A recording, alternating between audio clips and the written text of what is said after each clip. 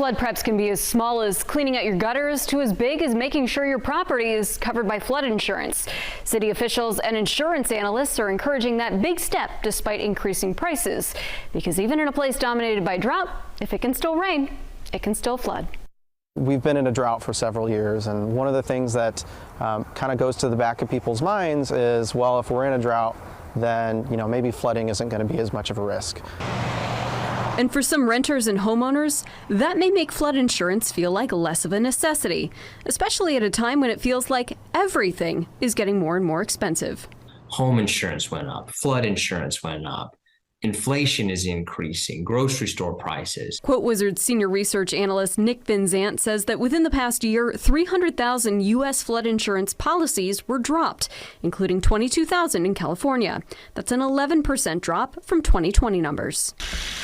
According to Vinzant, while there may be several reasons for the timing of that decline, recent changes in the way FEMA regulates flood insurance prices may be at the center of the issue. It's called Risk Rating 2.0, and basically what FEMA did is they changed from everybody kind of covering everybody to flood insurance being based on how much risk an individual property is facing. Said another way, the higher your risk for flooding, the more you pay for flood insurance.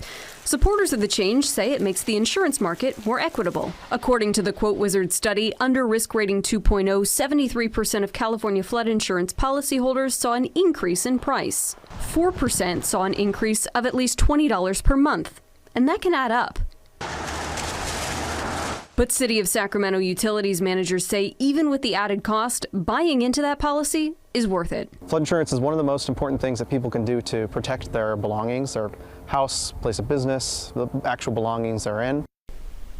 Eliason says it's important to remember that most homeowners and renters insurance policies do not cover weather-related flooding, and it's important to understand your property's risk when deciding on a flood insurance policy. Both FEMA and the City of Sacramento have detailed maps highlighting areas at greatest risk.